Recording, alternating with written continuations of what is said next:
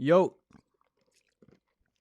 what's up, everybody? Welcome to my weekly live Q&A episode 51. My name is Danny Segura.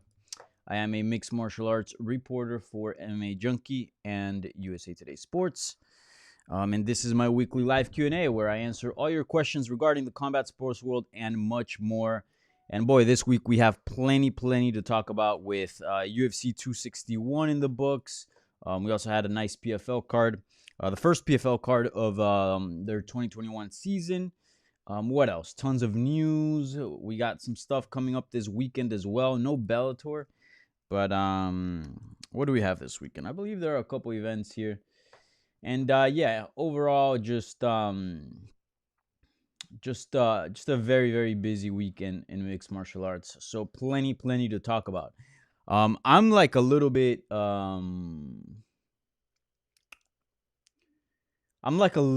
out of it today. I had a melatonin last night, and it was like basically like those edible memes where it's like you take something and this shit ain't working, and 20 minutes later and you're in another world. Basically, that's what happened to me. I took a melatonin trying to go to sleep because I couldn't fall asleep. Wasn't working. I took another one, got knocked out, and then this morning I woke up and I'm all out of it. It feels so weird. It's like I'm half asleep. So hopefully this live Q&A wakes me up a little bit. So anyways, you guys submitted Twitter questions. I'll be tackling those first. If you have any more questions beyond that, or you just didn't submit questions and you want to submit questions now, you can throw stuff on the YouTube live chat, and I will get to it in the later part of this video. Sounds good? So again, if you didn't get to ask questions, all good. Just throw them on the YouTube live chat, and I will get to them at some point in this video. So anyways, most of the questions I saw were centered around UFC 261. Obviously, it makes sense. Huge card, right? So we'll be tackling that. But there's also a few other news out there. So if you guys want to tackle that within this video, throw that stuff in the YouTube live chat, because I'm warning you, most of the questions here are centered around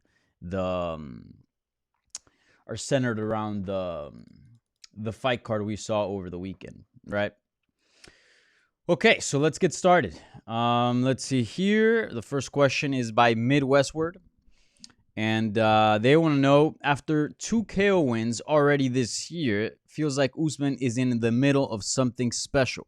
Can you tell us what the achievement means? Where can Usman go from here? So, a great question. I feel like Usman, even though he's becoming one of the best fighters today in the UFC, regardless of weight class, I feel like he's not maybe getting the love that he deserves. He's clearly like an amazing talent. Might not be the best personality outside of the cage. I find him to be a very likable person. But I understand why some people maybe wouldn't gravitate towards him as they would to some of the Diaz brothers or Connor or even the guy who he fought, obviously Jorge Masvidal. Jorge Masvidal. I don't know why I say that in a very American accent. But yeah, dude, the guy's super legit. And I think you're on the money here when you say that it feels like he's in the middle of something special. I mean, there are guys that are very good, and ladies that win a belt and are able to defend it, but just look good within their weight class. Like, they just look like they're a good product of their weight class, whatever weight class you wanna plug in there. But sometimes it doesn't go beyond that.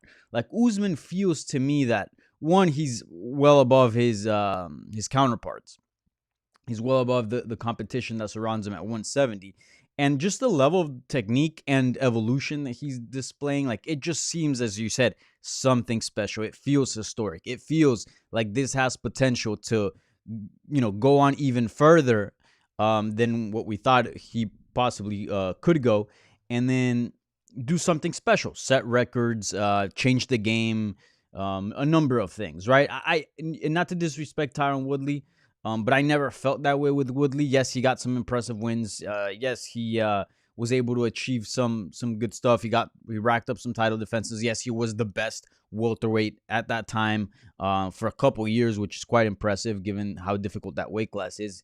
But Usman's title reign is starting to feel different. It just doesn't feel like a skilled fighter just managing to rack up title defenses. It feels much more than that. So I do think that I agree with you. I think he's in the middle of something special. I think the recipe's there. We'll see how the end product comes out, but I think he's got everything to make some history and set some records in that weight class. I think at this point, Usman surpassed Tyron Woodley as a champion as far as greatness. I think Usman is probably the second or third best welterweight champion. Obviously, leading the pack is George St. Pierre, and by a lot. A lot of people are still trying to make that comparison, but it's not even close. It's not even close. Again, Usman's still in his career. St. Pierre, long retired and was able to do a lot within a lot of time. So it is a little bit unfair to judge because, again, Usman hasn't had the privilege of a full career. So hang tight with that. But still, I think George St. Pierre is leading the pack by a lot. What he was able to do and achieve is incredible. Second best welterweight champion, I might say Matt Hughes. I mean, he fought the who's who at the time. He was just unstoppable. I mean, he was just as dominant as St. Pierre or as we're seeing Usman at that time. At that time, there was nobody coming close to beat him. I mean, he was just ahead of the pack by a lot. And as far as skills wise, like, yeah, he was just one of the most dominant champions that the UFC ever had. And of course, that tends to dwindle as more champions come in and do great things. But even then, I think Matt Hughes' resume holds up pretty well. So I would have to go back and look at his resume in detail. Maybe look at some video and kind of look at what each win meant. But I still label him as second, not by much. I think Usman defends his title one or two more times, and he might surpass Matt Hughes, especially if he's doing it the way that he's been doing it, right? But yeah, it feels like Usman is onto something special here. I think that that if he's able to continue, stay healthy, and continue to do what he's been doing, and especially progress, continue that upward trajectory as we've been seeing, he's easily going to become the second best welterweight champion we've ever seen, surpassing Matt Hughes. And he's got a lot of work to do to surpass George St. Pierre, but it looks like he's got the potential. He looks like a very, very special talent at this point, and yeah, it's just ridiculous. But yeah, totally on the money. Midwestward. Got some Dunkin' iced coffee. Probably the best cheap iced coffee you can get in the U.S. But yeah, man, he's doing special stuff. And where can Usman go from here? The second part of this question, that's an interesting one.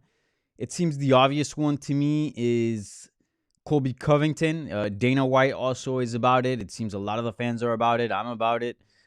Doesn't seem that Usman is about it all that much. I get why. He beat him. He stopped him, right? It wasn't that long ago. The champions fought more than the challenger or the presumed next challenger. Of course, I'm talking about Colby here. So that's also never good as well. It doesn't sit well in my stomach. Kind of like the Cormier, Stipe Miocic scenario where Cormier goes on and continues fighting, defends his belt, and then Stipe gets a shot at him and hasn't fought since he lost to his belt. Kind of like, the situation that we saw with Masvidal. I don't think that's ideal. And you'd be running back something similar. Obviously, Colby did fight, has a win over Tyron Woodley, but just one win. But if I look at the division, I still consider him the number 2 guy. I think he's probably has the best shot at beating Usman at this point. I think maybe Stephen Wonderboy Thompson would be an interesting fight, and it would interest me more just because of the clash of styles. And I don't think Usman's ever faced a style like that, so it'll tell us a lot about him in that aspect. But as far as who's got the best chance, it might be Colby. I've said it before multiple times. I think when they first fought, I had Colby winning, entering the 5th, 3-1. Again, it was a very close fight. I would have agreed if you would have had it a draw or even for Usman, but that's just how I had it scored. And I do think he has a style that gives Usman problems. And I don't know about any more, because since I don't think Colby has evolved in ways that we've seen, kind of like we've seen in the side of Usman, right? Usman has just become an incredible fighter. I mean, you saw it last summer. He fought Jorge Masvidal. Look how competitive that fight went to a decision. It wasn't really all that competitive, but still, it went to a decision. Jorge hang in there. And then this time around, in less than a year, he's just a complete different fighter. He doesn't need to wrestle him anymore, and all of a sudden, he was striking with him and knocked him out. So I do think the Usman that Colby is going to face is a much different Usman than the one that he fought back in December of 2019. You know, do I think Colby's much different today than the one that Usman fought back in December of 2019? I don't think so. I mean, he's probably better. Obviously, he changed camps. There's always something new that comes with changing gyms. No longer at ATT, at MMA Masters. MMA Masters, by the way, a super underrated gym, very legit. So I'm sure he's picking up new tricks, but I'm not exactly sure if he's like leveling up in the ways that Usman is. So I don't know. It's a tough one at this point. I think we aren't in a position where, you know, like we are with Amanda Nunes or Valentina Shevchenko, where there's literally just nobody out there. I think there are interesting contenders out there. Like I said, Colby, Stephen Wonderboy Thompson, because of the style. Vicente Luque is looking pretty good, and you can't count that guy out, just given the amount of striking technique that he possesses, plus how much power he packs in his punches, and he's a threat on the ground as well. Again, I would still consider Usman a favorite, but you just can't count Luque out. And there are some interesting cats out there. Leon Edwards, we'll see how he does against Diaz. He could be an interesting challenger as well. So I'm not here to say that, okay, he's cleaned the division and there's nothing left for him. No. But you do wonder, because it seems like he's leveling up in ways that no other fighter is doing at 170 pounds. So we'll see what's next for Usman. But for me, I'd like to see that Colby Covington fight. I think it's a nice garage match. It'll sell. It'll be exciting.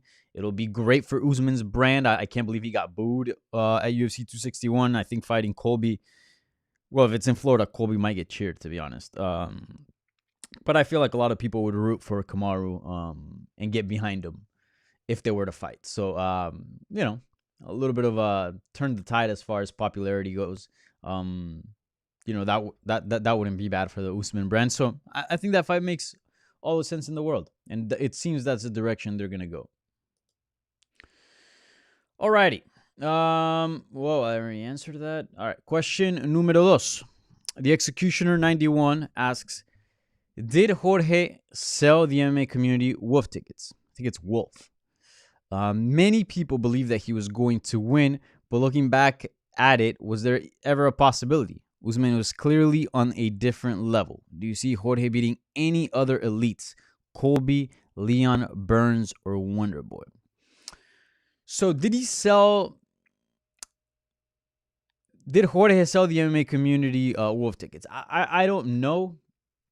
I mean, I think part of it, sure, yes. I think to answer your question on simple manners, I think yes. Obviously, he hadn't fought since he lost to Usman. He lost to Usman pretty convincingly. Sure, he didn't have full camp. That's certainly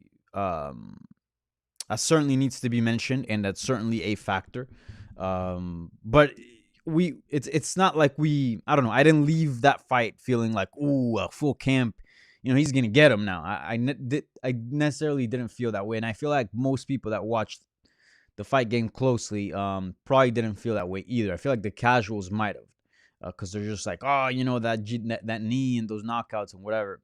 Look, there's actually a video that Bleacher Report put out there of Chad Ochocinco betting $50K on Jorge Masvidal, and they film his reaction when he gets knocked out. And he's just like banging on the table in front of him. He's just like really pissed. Like he really thought that Masvidal was gonna win. Obviously, there's always a chance, but you know, that's a small chance. So I don't know. It's a tough question because I do think that the wolf tickets, it kind of implies that it was just all BS. But really, I do think that having a full camp is a big difference, and I think you saw it in the fight. I think Masvidal had a good first round. I scored it for Usman. I thought Usman won the first, but I didn't think Masvidal looked bad. He didn't get dominated. He had some success on the feet. More importantly, he was able to get up from Usman's takedown, not allow him to control him or land heavy ground and pound, get up, split the hands, and, you know, get back to a neutral or a striking position, which that's huge, you know, especially when they're all dry and it's very early on and Usman is at his strongest. So that was promising. I went, ooh, okay, that's interesting. Like, if Jorge is able to do that and get up on his feet, and he's able to survive every round, you know, every time they restart the fight in every round, the fight starts standing, so he's always going to have a chance. But once the fight got a little bit more developed and you realize, okay, the person who's getting the better of the striking is actually Usman, then you start wondering, okay, this this is taking a weird turn, a bit of a unexpected turn. Maybe some of you would have expected, given how good Usman's striking looked against Burns, but it's a tough question to answer it quickly. I would say yes, but I think there were enough things that could make you think that the fight would be at least a little bit more competitive. I thought it was going to be more competitive, and I was wrong. So check that out. And yes, there was a possibility of him beating Usman. Not a very good one, but yes, there was a possibility. Usman was clearly on a different level. Do you see Jorge beating any other elites? I don't know. Wonder Boy, he lost to Wonder Boy. I wonder if they meet again. How would that play out? I would like to think that Wonder Boy would probably win. Let's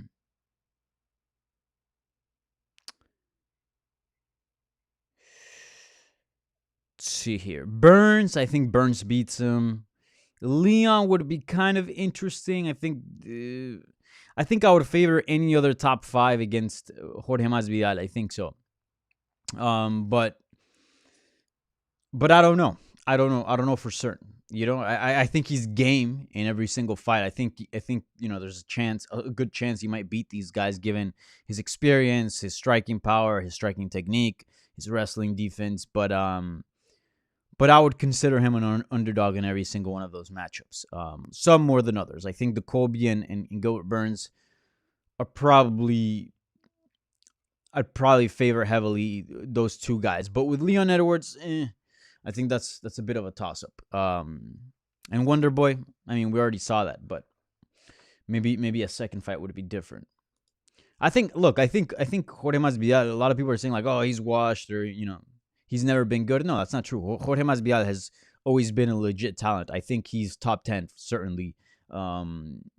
Maybe even like top 6 or top 7. On a good day, he's a top 5 fighter. Certainly, no doubt. All right, next question is by Darby Crash 81, and this person asks, Dana says Weili rematch makes the most sense right now. That's as absurd as Joanna claiming she should get another title shot. The winner of Sparsa versus Jonang should be the next challenge for Rose. Am I wrong? No, you're not. That's completely on the money. Look, I think Weili is a great fighter, but I've said it multiple times, especially on my Spanish YouTube channel, Hablemos MMA, and I've probably said it in English as well. I've never been 100% sold on Zhang Weili, and this is not being an asshole. This is not being a dick. I know some people have said in the comments I'm a bit too harsh with my analysis, but I tend to think I'm just maybe real, right? I keep it real, right? Like, you want honesty, I'll give you honesty. I certainly think Zhang Weili is a fantastic fighter, but the promotion, I'm talking about the UFC, some of the media and even some of the fans kind of painted this picture of Zhang Weili being a super dominant champion, a champion that cleaned out the division. Like, who's going to stop this lady? She's unstoppable. Already pairing her with the likes of Valentina Shevchenko and Amanda Nunes. But I never felt that way. I mean, she only had one title defense. How can you already be talking to her in the same light of Valentina Shevchenko, of Amanda Nunes, who've been champions for many, many years and have defended the belt multiple times? You just can't. And again, it's not because I didn't believe in Zhang Weili. It's just the facts are just not there. Especially at 115. Like 125, okay, we can all admit it's a little bit of a weak division. 135, at one point it was super strong, especially in the early days when Nunes was champion, but certainly nowadays a little bit weak. 145 doesn't even exist. But 115 is the most competitive division in the women's weight classes. Tons of game fighters there, and all of a sudden, Zhang Weili was this unstoppable before. It's like, wait a minute. She hasn't faced Rose Namajunas, right, at the time. Yana Jędrzejczyk almost beat her. In some people's eyes, she beat her. And, there's still that Tatiana Suarez out there, and there's still many rising, promising contenders like Mackenzie Dern and others. So, I liked what I saw with Zhang Weili, but I was always like, yo, hold on a little bit. Let's have that conversation a little bit more down the road. But anyways, she got knocked out. It was a pretty clean knockout. I know she protested the stoppage afterwards, but clearly she was concussed and didn't remember exactly what happened. She's put out a statement, but I don't necessarily think she said something specifically about the stoppage, but it seems like she's okay with it now. I mean, I haven't seen her protest since. I mean, it was as clean as it gets. It was a clean knockout. And I think she should go in the back of the line and fight her way back up, just like, most contenders would. She didn't have a long reign of, 10, 15, 12, 9, 8 title defenses. That wasn't the case. And when that's the case, okay, maybe you make an argument for a fighter to get an immediate rematch, especially, and I've talked about this, I know, a while back. I'm really for immediate championship rematches when the champion, again, has a long tenure, the fight controversial, is controversial, or when there's, okay, maybe not the most controversial ending, maybe it was a little dominant, but the champion is still perceived as clearly, by any stretch of the imagination, the second best fighter at the weight class. Obviously, not counting the champion who just defeated that person. And also, if they're late in age, right? Like if you see, like when Anderson Silva lost his belt, Anderson Silva at that time, with the age that he had, he was not going to make another title run. He was not going to rack up 3-4 other wins and then challenge for the belt again. Like, he's either towards the tail end of his prime, and you got to put him back in there now, because in a few fights from now, he might not be the same fighter. So that's when I feel like that's the case. But Zhang Weili doesn't apply to any of those cases. The fight was not controversial. It was very dominant, a clean knockout. She's young enough to build her way back up, and she didn't have enough tenure to, merit and warrant a immediate rematch. So I don't agree with it. Maybe they fight again and Zhang Weili wins. I'm not saying that wouldn't be the case, but again, I just feel like she should prove to the division that she's worthy of another title shot. And again, it doesn't have to be a plenty of fights. It could be one. It could be a couple. But I think, again, like you said on the money, the winner of Sparza Zhonang, if we're trying to be fair, if we're trying to do this as a sport, I think the winner of that has done enough to deserve a title shot. So no, Darby Crash, you are not wrong. You are not wrong. All right, next question is by GC. And GC wants to know, who could possibly level up to Valentina at this point? Nunes, obviously, but who else? Murphy, Calderwood. Do you really think there will be much competition there? Should she retire? No, she shouldn't retire, because she's still the best. She can easily collect easy paychecks for, if she continues this way, of course, and if the division does level up, easy paychecks for the next year or two. So I wouldn't advise her to retire. I understand these are competitors and they're looking for challenges.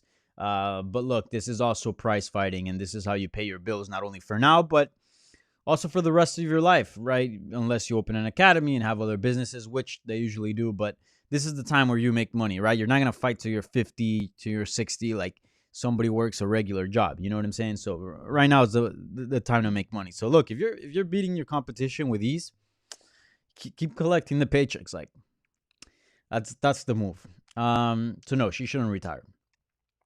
But who else? Who else is next besides Nunes? I really don't know. There isn't an answer. I know Murphy, from a sporting side, she deserves the title shot. I think that that's the fair thing to do. And if we're not able to find any other tangible or any real threats, I think the only one would be Nunes. Then you put Murphy in there, because look, the train's got to roll. Valentina Shevchenko's got to defend her title. The 125-pound belt at the women's weight classes has to be defended. So you have to put somebody in there, and then you just do what's fair. So Murphy should be the next challenger. To be honest, I think she has a tough hill to climb. I think, again, not being disrespectful, but anybody that has been watching what Valentina's been doing, I mean, it's hard to put anybody as a favorite against her at 125 pounds. I really thought that Andrade was going to do something. I was completely wrong about that. I thought that Shevchenko didn't look so great against Maya. She got a little bit out-wrestled. She got a little bit outstruck. And I thought that Andrade had better striking than Jennifer Maya, in the sense that she hits harder, it comes faster, it comes more often. And as far as wrestling, I think Andrade is probably physically stronger than Jennifer Maya, even though she's smaller stature. And again, she's got explosive and she's got a good blast double. So I really thought that if the Shevchenko of old, or not old, but the one that fought Jennifer Maia would show up, we'd see a relatively competitive fight and maybe even an upset. But I was clearly wrong. Shevchenko dominated in every aspect of the fight. And Andrade, who's a former champion, who's very legit talent, just had nothing for her. So, yeah, it's gonna be tough to find somebody that's gonna beat her. I don't think anybody at 125 is gonna do it. I think it could be interesting if one of the bigger names at 135 is maybe able to slim down and maybe like a former champion and then fight at 125. I think then maybe you got something you can kind of sell. But even then, I would favor Shevchenko there. But there's really no tangible fight. This one, you knew that Shevchenko was going to win, but at least with Andrade, like, there was something that, like, at least kind of got you excited. Like, okay, like, Andrade is not going to back down. She's got, a lot of firepower behind her strike. So, this could be interesting. But I don't necessarily know if there's any other fight at 125 that you go, okay, this could be interesting. I don't know. I don't know if that's true. So we'll see what happens. For me, the fight to make is against Amanda Nunes, the trilogy, both fights that they had. I know Nunes won them, but they were still extremely close, especially the second one. And like I said on Twitter, I think I think the best chance to dethrone Amanda Nunes is Valentina Shevchenko, and the best chance to dethrone Valentina Shevchenko is Amanda Nunes. I mean, they're the two best. I mean, there's nobody else. So I think that's the fight to make. Dana White doesn't seem about it. I think Shevchenko's about it. I mean, in my podcast, Hablemos MMA, she told me she was about it. I don't necessarily think that Amanda Nunes is really about it, but she's also about the money and cashing big checks, and that would be a huge fight, obviously, bigger than any other fight at 135. So she'd probably be about it, as soon as the numbers are presented to her. So we'll see if it goes down. My hunch is it doesn't go down, but I really hope it does, because if we want to get a competitive fight out of both ladies, it's got to be against each other. Nobody's going to do it for Amanda Nunes at 135 or 145. Nobody's going to do it for Shevchenko at 125. It's just not going to happen. It's just not going to happen. So yeah, we'll see. We'll see what's next. For now, another title defense, I guess. The Executioner 91. And he wants to know thoughts on UFC fighters leaving the promotion and getting the brakes beaten off them. All fight fans know that there's elite talent everywhere. Why don't other organizations set up in their recruitment and marketing of talent? Oh, step up, my bad. Why don't other organizations step up in the recruitment and marketing of talent? It's tough, man. It's tough, especially because the UFC has so many good... it's been the elite promotion for so many years, and it's got so many good measuring sticks that, like, when they bring a newcomer into a division, and all of a sudden, like, what's a good example?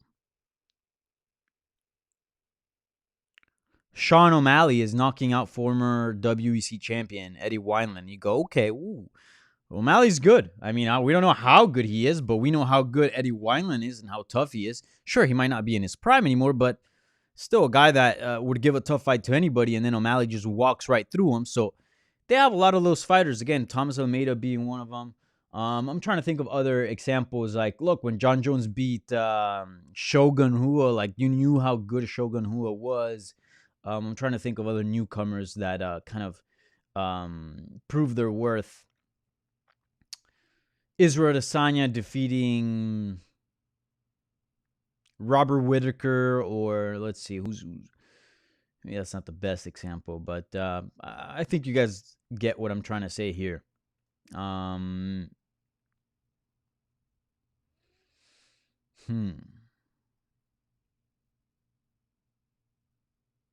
many examples. I just can't think of them at the moment. But they bring these new talents from other organizations, or whatever, and then they beat some of the guys that you already know how good they are, and then that gives you a good perspective on how good their talent is. So they have a lot of good measuring sticks, and I feel like other organizations don't necessarily have that. So like Clay Collard can go out there and beat another PFL guy, and you go, okay, like he looked good doing it, but what does that win mean exactly? Like you don't know for sure. So it's hard to like rank Clay Collard, or I'm just using him as an example, insert any other fighter. That's why when Bellator brings these UFC crossovers is important. Like Douglas Lima defeating Rory McDonald, like you know how good Rory is. You know where he stands in the UFC. So you must know, not 100%, obviously MMA math is not always accurate, but more or less you get a good picture of where Douglas Lima would stand with the welterweights at 170 pounds. The welterweights, I just contradicted myself. The welterweights in the UFC, the other fighters at 170 pounds in the UFC. You won't know exactly, but more or less you can see, other guys with similar styles of Rory McDonald. You know his level, so you can more or less grade Douglas Lima, and that's why Douglas Lima is regarded as one of the best welterweights today by hardcore fans that know what's up.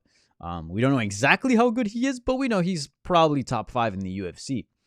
So yeah, the UFC has the luxury of having many measuring sticks, which other promotions don't have. But every now and then, when a fighter, a UFC fighter, a proven talent goes elsewhere, like Anthony Pettis, and fights Clay Collard and loses, like you knew how good Pettis was. Maybe he's not as good as he used to be, but like he's still a UFC caliber guy. He can rack up wins. I mean, he left the UFC on like a 2-fight win streak, and only losing to the very best. Like Clay Collard can easily join the UFC and likely rank in the top 15. Like I wouldn't count him out from getting into the rankings. Top 10, I don't know. Again, we need more of those measuring sticks, right? But certainly with a win over Pettis, I would say that today Clay Collard would be a top 15 lightweight. So yeah, it's tough to compete with the UFC because they have a lot of that. And why don't other organizations step up the recruitment and marketing? I feel like they do. I mean, Bellator, I feel like, does a great job at recruiting talent. Look at Aaron Pico. Look at AJ McKee. He's like 18, 17-0, fighting Patricio Pitbull for his world title and $1 million. If he beats Patricio, like all of a sudden, like that guy's easily one of the best 145ers on the planet. Like I'm not talking about. I feel like he's a top 15 now, but I'm talking about like a top 5. He's certainly a legit talent, and they've actually brought up a lot of good, interesting prospects. So I would actually push back a little bit on that question.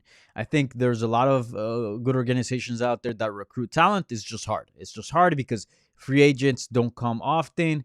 And when they do, Bellator's competing with PFL, One Championship, and many other organizations. Bare Knuckle FC, it's becoming a big avenue for fighters now that leave the UFC. So it's just tough, man. It's just tough. And it's just tough to like sell, hey, this is the best fighter in the world when you're competing with the UFC machinery, which is so damn powerful. So damn powerful. People have no idea, and people kind of just take it as, oh, this is just how things work. But I've started to cover boxing a little bit more, and you realize how good the UFC is as a company. From promotion, from how organized they are, from how they run press conferences, media days, and believe it or not, like all of that adds to it, like adds to the professionalism, adds to the fighters, adds to the legitimacy of the company and the fighters fighting for the company. You don't realize it. Like I covered a Canelo fight recently when he fought Yildirim in Miami. Like Canelo is supposed to be like the superstar of boxing, right? Pound for pound best. And that event was messy. I mean, Jesus. And it feels less professional. And again, like I'll give you like just some dumb example. Like right after the presser was over, it didn't seem like there was a plan. It was just like, all right, see you guys, bye. And then all the other reporters just rushed them, and there was literally just one security guard trying to hold back all the reporters. And Canelo's team actually had to get in there and be like, yo, don't rush this guy. But they didn't have something organized. Okay, let's do now a photo op for promotion. Pull Canelo with his belt and take pictures. No, they didn't have none of that. The UFC does an amazing job at promotion. But anyways, no, I'm going on a rant here, but it's tough to compete with the UFC. It's if you're an MMA promotion, it's just tough. So I do think they do a better job. Obviously, maybe they can always do a little bit job at talent recruiting and marketing, but all in all, it's just a tough thing to do. And I think we need to realize that.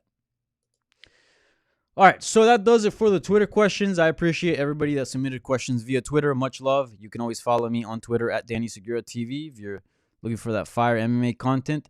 Also follow me on Instagram. I use that more personal. I do post some MMA stuff, some of my work there, but it's mostly like my personal outlet because obviously Twitter is like my professional one. So I need a little bit of a, I guess, of an outlet to let you guys know who I am and just, have a little bit of a personal life. So if you want to get to know me a little bit more, follow me on Instagram. I post more of me on there. So anyways, what else? Subscribe to the channel if you haven't already. Of course, share this on Twitter. I'll retweet you and all the stuff. Tell your friends about it if you enjoy this program, and so we can keep on popping. Let's see here. All right, so at this point in time, I'm gonna switch over to YouTube live chat and answer the questions that are placed there. So if you're just tuning in and you didn't get to ask questions via Twitter and want to ask some stuff, or you think I missed something so far in the Twitter questions, throw that on the YouTube live chat and I'll get to it now. Shall we? Again, subscribe and like. All right.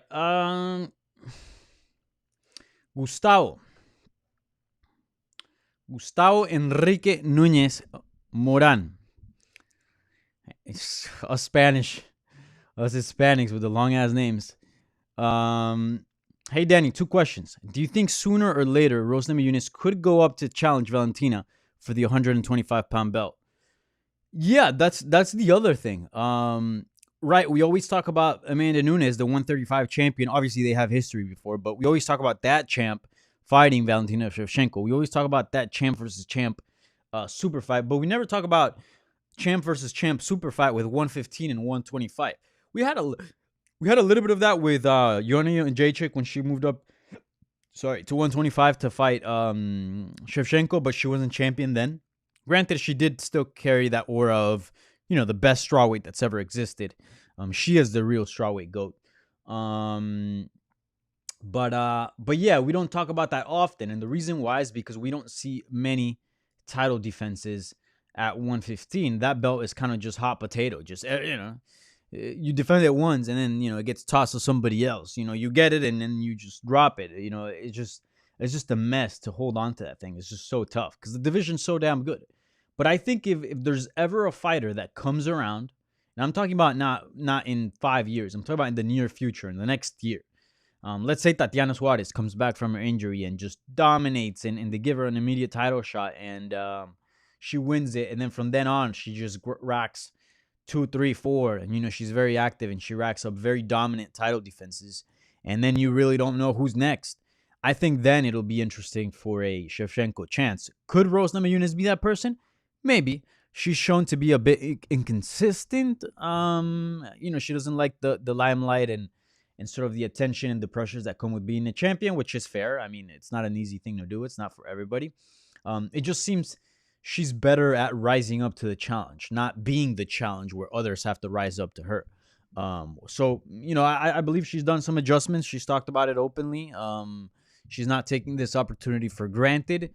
But again, that's all talk, right? I mean, I believe her, but we'll see. We'll see how she manages as a champion in the next few fights.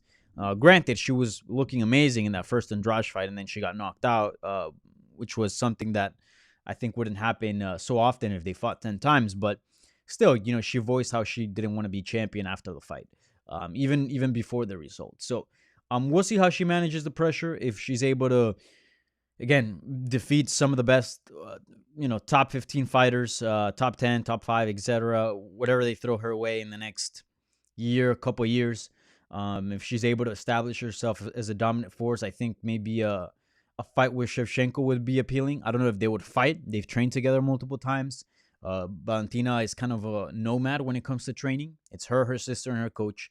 And they go around the world and they train. And one of the bases that they've used has been over in Colorado with Rose Namajunas. So I know they're friends. They're not like teammates per se, and they're not in the same team, but they got a partnership a little bit.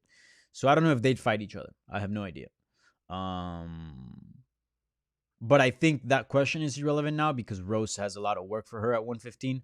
I think it would make a lot of sense if she's able to rack up 2, 3 title defenses and look very dominant like she did against Zhang Weili. If she's able to do that, I think then the questions will come up, and for sure you'll see the media asking about it. But I feel like now is a little bit too early to say. Oh, I didn't know this. Nice little fun fact by Christopher Graham. He says, how crazy is it that every single women's MMA title change in the UFC has been via finish? Minus 3 vacant titles that went to decision, of course, yeah. You mean a champion losing their belt has been via finish. And now that you mention it, it's true. Yeah, I can't think of a single title fight that ended in decision and the challenger won. Yeah, I can't think of any. Nope. Yeah, it's pretty crazy. It's pretty crazy. Women's MMA is lit. I love it.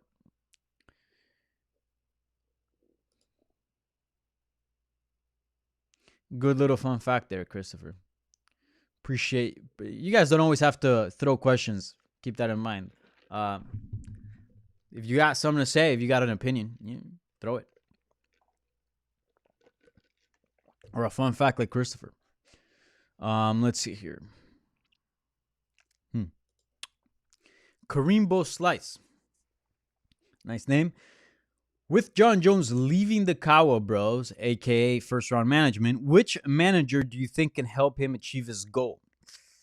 That's a tough one. I don't know. I tend to focus more on like the actual sport than sometimes the business side of things. I think there are other people that do a better job at covering it. And there's a lot of back things. There's a lot of things that happen behind the scenes that that a lot of people are unaware of. That make it hard to answer these type of questions. But without a doubt, like it's got to be somebody big, right? I don't think he's gonna go to anybody we don't know. So it's either Dominance MMA, Adiatar, a Paradigm. I believe that's the management. It's one of those. And how much can they do? It kind of seems like the UFC just, from what I've experienced covering the sport, I mean, all the contracts are the same, really. I mean, some fighters make more money than others, but the UFC contract is pretty standard. It's not like, hey, look, I have like soccer. Soccer contracts are football. That's the proper term, but for the Americans, football contracts are wacky. They I mean, from bonuses of how many goals you score or how many clean sheets you get if you're a goalkeeper or defender, to how many years, to whether or not they're going to put you on loan, to a release clause. If a team is able to pay X amount of money, even if you don't want to sell them, they have to sell them if they meet a certain release clause. I mean, they're very customizable. The UFC contract's not very much. So I don't know how much a manager can do to get Jon Jones what he wants, which is more money. I think maybe some managers are probably better at negotiating than others, but would it make a huge difference to jump management teams? I feel like as far as PR promotion, maybe as far as the contract itself, you might see some small things, but I really don't think that Jon Jones is going to switch contracts or managements and then all of a sudden get, exactly what he wanted. I don't know. I don't know if that's the answer. Some managers have more leverage than others. That's true. Yeah, for sure. They have a better working relationship with the UFC, for sure. Again, but we'll see. We'll see. Maybe I'm wrong, and maybe there will be a management that he signs with, and they're able to get everything that he wants. Maybe. You don't know that. I'm actually supposed to be, knock on wood, I don't want to jinx it, but if all works out, I'm supposed to be talking to Ali Abdelaziz later today. I'll ask him about Jon Jones and what he thinks about that, and if he's interested in working with him. I don't think they've ever had a beef, so it seems that that could be a fit. I'll ask him, and that'll be up on MMA Junkie, so be on the lookout for that. But yeah, big news that happened yesterday.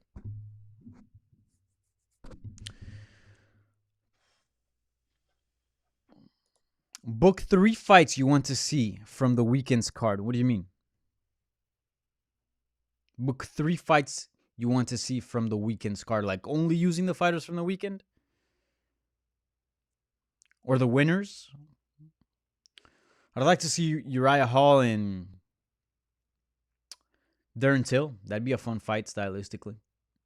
I know Darren Till broke his collarbone, so I don't know how soon he'll be able to return. But if they're able to make that, I think from a styles point, I think that'd be a very interesting fight. Look, I even think Uriah Hall and Israel Adesanya is a very, very appealing and interesting fight. Striking wise, amazing. It's just about getting Hall to fight for the title. He's got like a 4-fight winning streak now, including that Weidman win, whatever you want to make of it. But if you don't want to count it, then 3-fight winning streak. And yeah, he just needs one good win, maybe two, and hopefully that's enough to put him in a title fight, because that'd be a sweet fight. Adesanya versus Uriah Hall, hell yeah, that'd be fun. But yeah, I don't know what you mean, Christopher. If you can clarify that, I'll go back to it at some point if you want to rephrase that and throw it again on the chat, because I don't know exactly what you mean. Like only using the winners, only using the losers, only matching against each other from like if the fight card was its own promotion, I can only use fighters from the card. I don't know what you mean. Oh, skipped a few questions here. Okay, how crazy was it? Whiteman's injury was an exact mirror of his win over Silva in the rematch. Yeah, man, that was so crazy. I mean, that's when you like really like realize how stupid this sport is. Like there's magic in MMA. Like people don't believe in that stuff, but like there's something in MMA that doesn't exist in other sports. Granted, magic, I feel like it's always recreated in sports. One of the reasons why I love sports, but just awesome shit happens. Obviously this specific situation is not awesome, but I'm just saying like fascinating stuff, just like weird, crazy stuff that, you know, you think it would never be possible, and it happens. And this is one of them. Like, what are the odds? Like, this never happens. People check kicks all the time, and it might hurt a fighter, as in hurt them, as in, you know, their leg hurts, but usually it doesn't lead to injury. And then there's a very small percentage that does lead to injury, and usually they limp, right, or whatever the case may be. And there's even a smaller percentage that leads to a leg actually snapping in that way. I believe it's only happened once in the UFC. I can't remember any other time. And that was the Anderson Silva fight against Chris Weidman. And now it happens to Chris Weidman. And also, that was such a like big part of Chris Weidman's career. People don't remember now because it was so long ago, but like that whole leg injury thing was such a big talking point for so many years, which they try to use that to take away credit and not make Chris Weidman's second win over Anderson Silva legit. And a lot of people till this day think that Chris Weidman didn't really beat Anderson Silva. The first time Anderson Silva was clowning around and got knocked out, but he could have beat Weidman. That's what people think. And the second time, Anderson Silva snapped his leg in a freak accident and it was never the same. I don't agree with it, but I can see, I mean, there's definitely something to that. It certainly wasn't a convincing win where Chris Weidman takes him down and beats his ass for 5 rounds, right? But granted, prior to that moment, Weidman was winning. So I do want to mention that.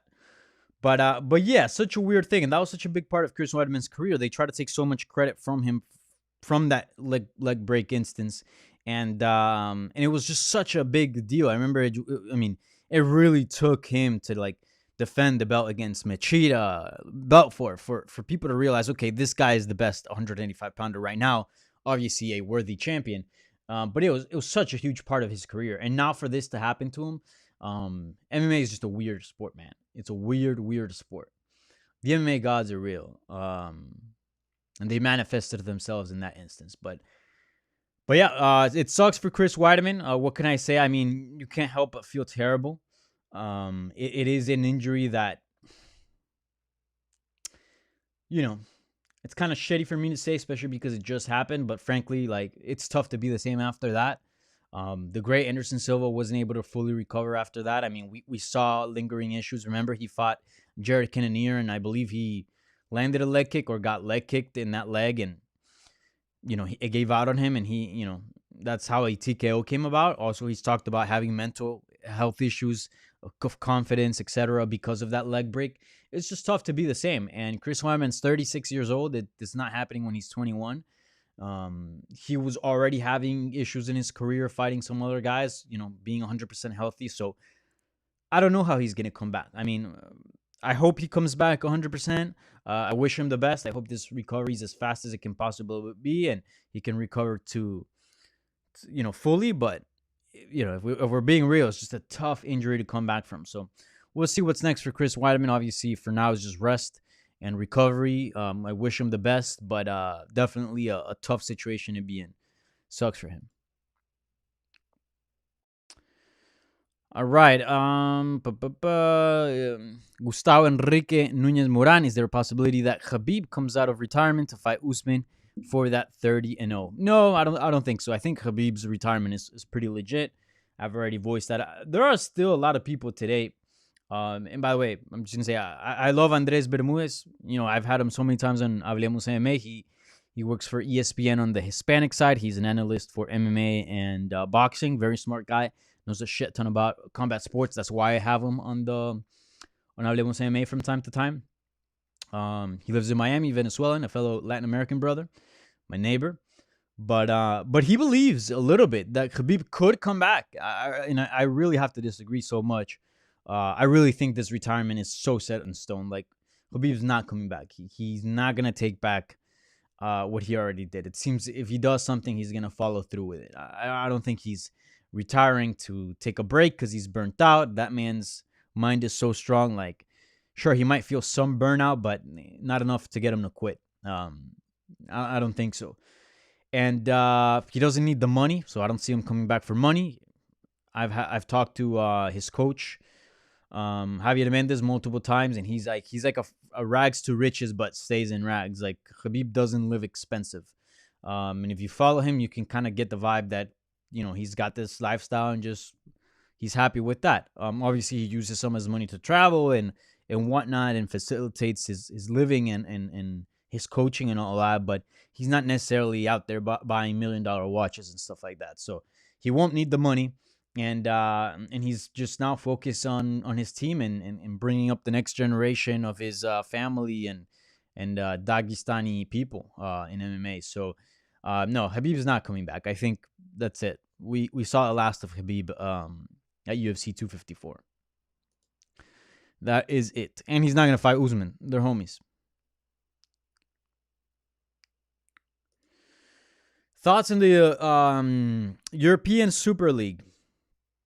A mess. It is stupid. How can you create a league that has no promotion or relegation? So there's no accountability. Like, we're just big names playing each other, and you can literally turn into the worst team ever. But because you're in the Super League, like, you're just gonna be in it, and there's no merit. And also, like, it's just unfair for and look, my team Atletico was supposed to be in the Super League, so if anything, I got nothing to complain about. But it's just not fair for smaller teams. Like, let's not forget, Atletico at one point in time was in second division, was one of the worst teams in Spain, and today is a European giant. I'm not saying your Atleti is the best team in the world. I think, well, that's what I think. But obviously, I know Bayern and PSG and many other teams are out there with more money and more resources. And I know, Atleti is one of the best, maybe not the best in Europe. But still, they got a chance to become that. And sure, the chances are small. Football is rigged for the rich teams to get richer. But this is just rigging the system even more. I think that's bullshit. I think every team has a chance to be promoted. Every team has a chance to fight for a Europa League spot, fight for a Champions League spot. Can it happen? Usually no. Usually the top teams stay the top teams. But I certainly don't want to eliminate the chance for a team to do an incredible comeback, from a coach to assemble an excellent team and an excellent strategy to get into Europa League, get more money, renew their team, and then come back stronger to, I don't know, win Europa League again and get more money, or shoot for higher and win champions, or not win champions, but get into champions and get more money there and kind of change the course of history for a team. I'm telling you, Atletico did it, and every other team in any league in the world should have that right. So the European Soccer League is just a scam for rich teams to stay rich and for poor teams to stay poor. And it is bullshit. I completely hate it. I completely hate it, and I feel like most people do. It is just absolute bullshit. And it dismantled. I mean, so many teams withdraw. I believe they said it was on pause now, but it's bullshit. Nobody's ever gonna accept that. And as of protest, I don't care if Atleti's playing, whatever great team you want to mention. I will not watch a single Super League game. I just won't do it. I just won't do it. I think soccer, I think football has many issues. FIFA has turned out to be a very corrupt organization. I think there's a lot of problems with football, but the European Soccer League does not solve it. Does not solve it. If anything, it just makes things worse. So if you want to think of another way to save soccer, football, go ahead. But this is not it. Bunch of bullshit. Number one bullshit, Christopher. Number one bullshit, if you ask me. Where does Kevin Lee fit into all of this? Great question, Amy Wee. I believe the last person he ever did media with was myself, Kevin Lee. And he said he was interested in fighting, returning this summer. He was ready. He's already training full force. He just needs, obviously, a camp to get into fight shape. And he wanted to fight Tony Ferguson, but all of a sudden Tony Ferguson is now booked to fight Benil Dariush, another great fight. I'm not complaining. So I don't know what that leaves him with. I don't think he gave me many other options as far as other opponents that he wanted to fight. So I'm still just kind of hanging on to the date. Kevin Lee returns, or supposed to return this summer, against who? TBD. I don't know. But yeah, I'd like to see him against a top 10 guy. I think he's a top 10 guy, and I think he's a great talent. And obviously coming back to ACL injuries, which is just absolutely devastating. Not as bad as Chris Weidman's injury, but still, some serious injuries. So we'll see how he comes back. He's young enough to give me hope. I think has a lot of potential, but again, he's never really been able to fulfill that potential. He believes he's going to come back better than ever. We'll see, and I'd like to see. So give him a top 10, and then we'll go from there.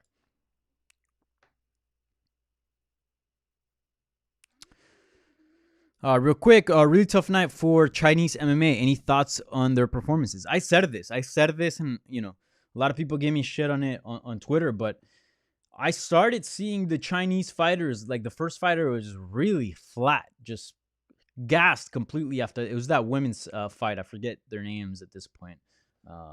It was, I'll tell you right now. It was Ariane Carnelosi versus Na Liang. And Na just looked so flat. She looked, technique-wise, she didn't look bad. She didn't look like a bad fighter. In fact, that first round was very fun, very competitive. She had very good scrambles, very good submissions, submission attack, submission defense as well, toughness. But at the end of that round, she couldn't even get up. And it wasn't because she was hurt. She was just tired. She was just gassed. And I'm like, okay, well, this is not good. And then the second Chinese fighter goes out there, fights Jeff Molina, completely flat-footed, no head movement. Just looked like he wanted to pull the trigger and couldn't. And he just started fading after the first round. And then I started thinking, what is going on? And this is not something to Chinese fighters per se, because I saw some other people try to insinuate everything. And, today's day and age, like, chill with that. What I'm trying to say, it could be an American that trains out of China and still looks flat. I just wanted to say, like, people that are coming from that region have a long-ass flight and a lot to deal with, a lot of COVID protocols, testing. They have a lot of shit to go through compared to any American fighter or any fighter in the Americas. And that has to weigh in something. I was going back and forth with Esther Lin, who works for Showtime, formerly my former coworker at MMA Fighting. And she's like, yeah, like whenever I travel to Japan, going there is not that big of a deal. But coming back to the States, like the jet lag is just brutal and I always feel like shit. And granted, these people are cutting weight. They have to worry about a fight, about a diet. I mean, it's a lot more complex than Esther Lin travel, where she can just put her feet up and have some snacks and whatever and sleep. Or any other, I guess, average person, non-fighter. That's what I'm trying to say. But yeah, so like it's tough, man. It's tough to be a fighter from that region and go to the US to fight. So I did think they looked kind of flat. I don't know why, but I think that's why. I think the travel, but there could be a million reasons, and certainly it wasn't a good night for Chinese fighters or fighters from that region. There was a fighter from Mongolia, I believe. Was it from Mongolia? No, it might be wrong. Might be from another country. Yes, Mongolia. And a lot of people were saying, well, he looked good. He's from that region. Well, he trains at Jackson Wings. He trains in the U.S. That was my whole point. But yes, tough night. If I were a fighter with long travel, I would heavily consider going early. I know it's more money, but I really do think it's worth it. But yes, I do think travel is having a big impact on this.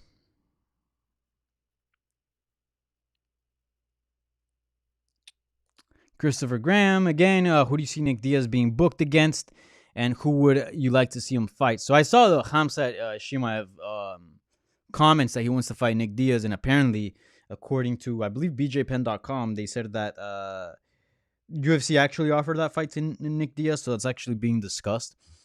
I don't like that at all. Put Nick Diaz in fun fights.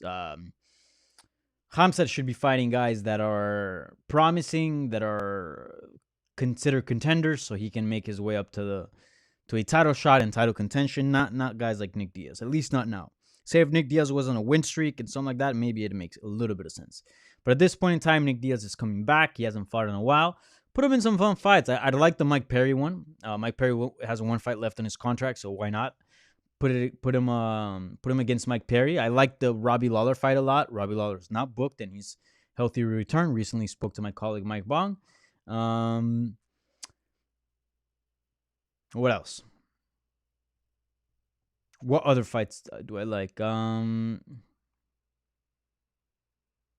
like the Jorge Masvidal one as well. Coming off a loss, kind of makes sense. An OG of the game. Those two probably should have crossed paths many times before, but didn't. So I like the Nick Diaz Jorge Masvidal fight, or I like the Nick Diaz Robbie Lawler fight. I think those are fun fights. Why not? All right. I just went past the hour mark, so maybe I'll answer one more question and dip out.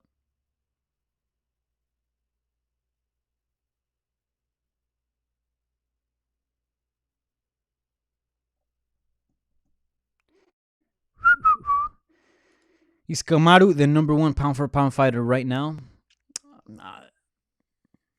No, I don't think so. To me, pound for pound has a lot to do with more achievement than skill. Obviously, skill has a big thing to do with it, but it's also what you've been able to achieve.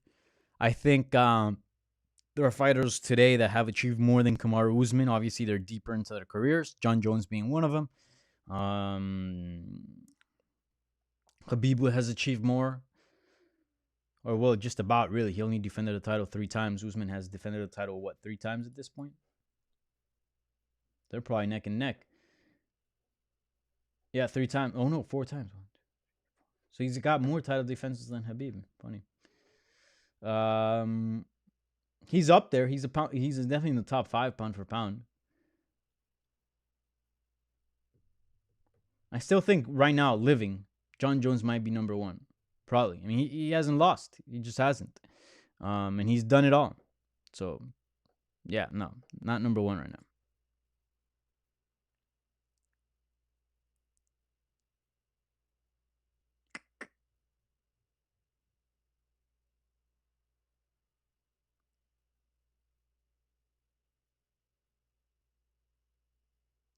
Let's see here. Do you follow Copa Libertadores? I don't, man. I stopped watching. Latin American football. From time to time, if I see a good game, I'll watch it. Teams I root for, obviously, Millonarios, they're not in it. I have a long history with Millonarios. That's where I'm from. I'm from Bogota, so that's my club. I like Boca Juniors a lot. I like Boca. I know a lot of people hate them, but I like them. I just don't really watch, to be honest, a lot of Latin American soccer, football.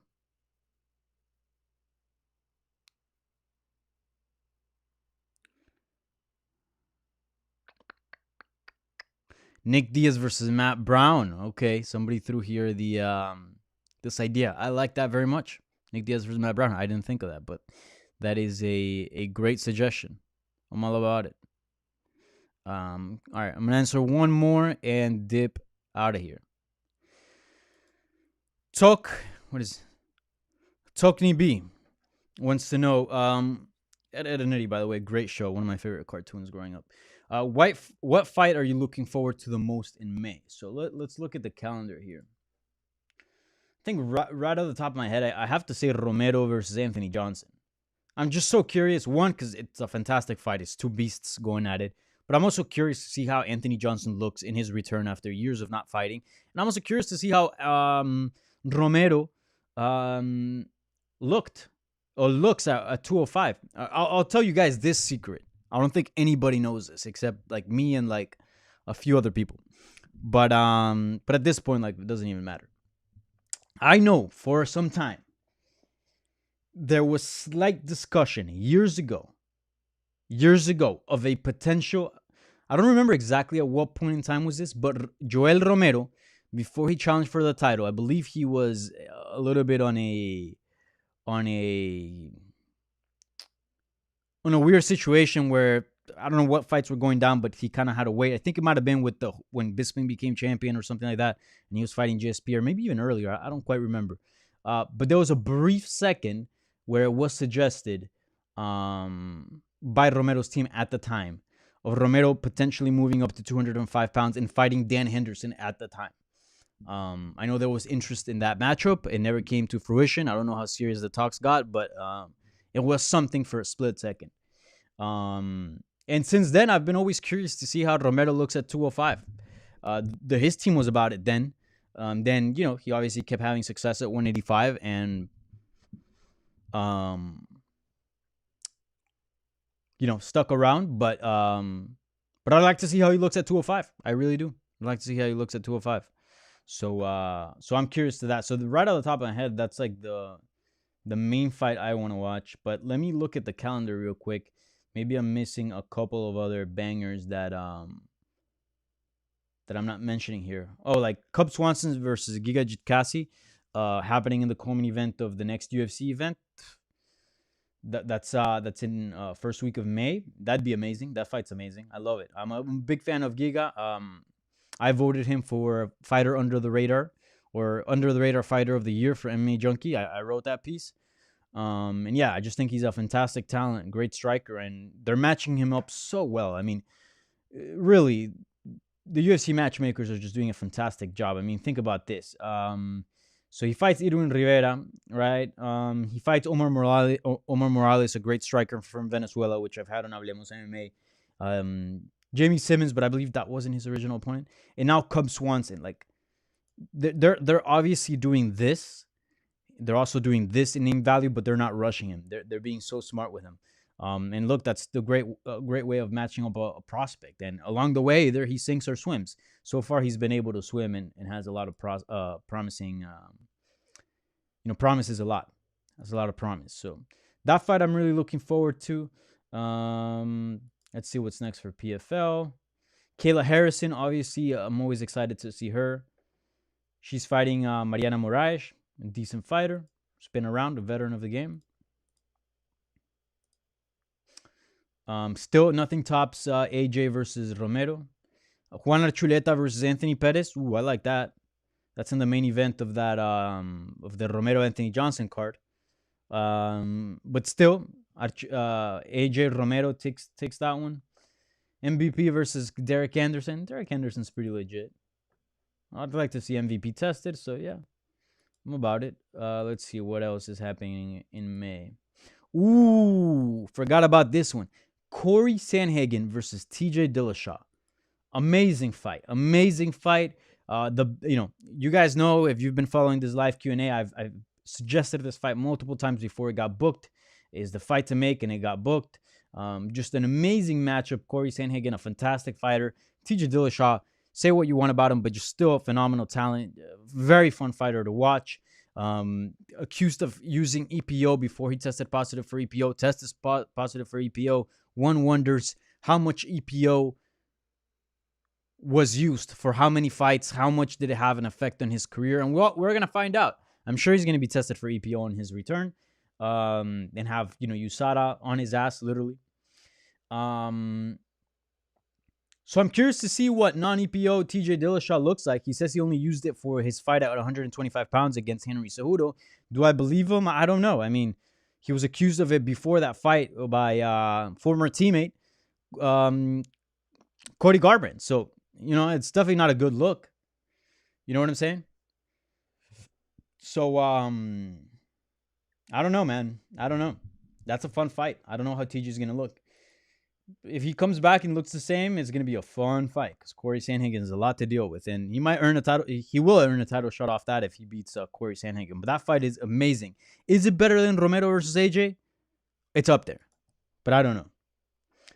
And then, May is fucking fun, man. Holy shit. I'm just realizing that right now.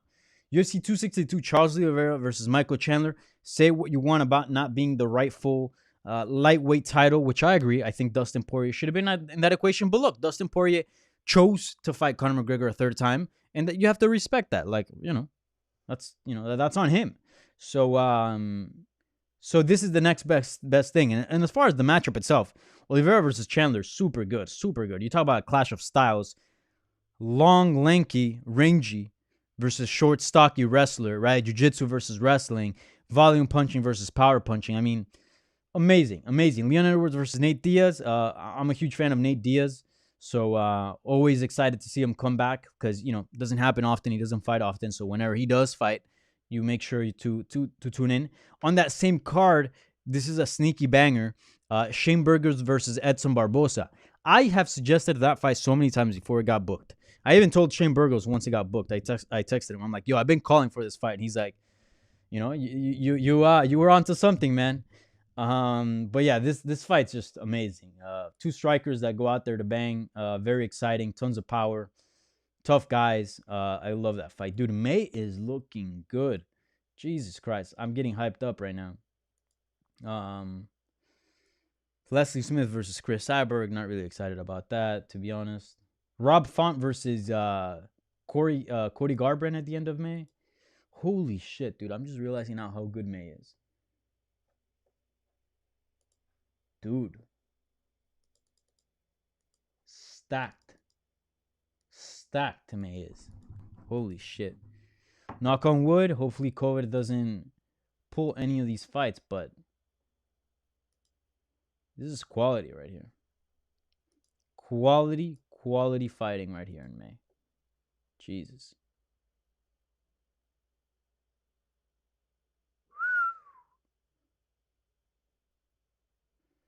We were just talking about 115 in rows. Well, keep an eye in May.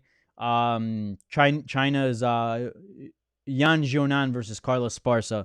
If they don't get anything booked as far as Zhang Weili rematch, if a fighter there does something impressive, I already think no matter what, whoever wins should fight for the belt. But I know Dana wants that Zhang Weili rematch. I know Zhang Weili also wants it. She already said it in an Instagram post. But if they don't get it done within the month of May, and one of these fighters, either Esparza or Yan, are able to do something really exciting and get a really good win, never say never. They could maybe change the mind of the president of the UFC and the public as well, and maybe that's the next fight. You never know. But, dude, May is looking good. Great question. There's so many fights. But I think out of all of those, it's got to be between AJ and Romero or Corey Sandhagen versus TJ Dillashaw. Those are my two favorite fights. But even then, there's so many good fights to choose from, really. Just great stuff. All right. So I've gone over the hour mark. So I'm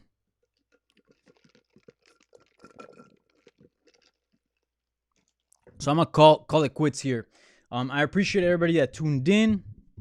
Wait, there's a question here. I should be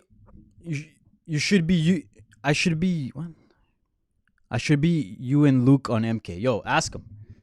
Bother his ass. DM him. What was he gonna say? All right, yeah, I'm bouncing out. I appreciate everybody that submitted questions via Twitter. Thank you so much for everybody that tuned in live. Remember, please subscribe, give me a thumbs up, share this video. It helps spread the word of this live Q&A and help this YouTube channel grow. Again, I know I've been saying this for a long time. I have some things in the work, but bear with me. I have a full-time job with MMA Junkie. I got the Hablemos MMA YouTube channel. I'm very busy, So bear with me, but this whole experience will see some improvements. I think it already has since I launched it 51 episodes ago from the quality. So It'll keep doing this. Just hang tight, all right? What else? Be on the lookout for a few interviews I have coming out on Hablemos MMA. Talk to Spain's Juan Espino as well as Diego Lopez, a very promising prospect, not only in Latin America but in the world. Should be in the UFC. And then as far as the English side of things, I believe, knock on wood, I should be talking to Ali Abdelaziz later today, so that should be interesting. And yeah, probably a few more things to come. All right. So anyways, have a beautiful week. Enjoy. There's no fights this weekend, or no, there's PFL. Enjoy PFL this week. And yeah, that's it. Talk to you guys next Tuesday at 10:30 a.m. Eastern. Later.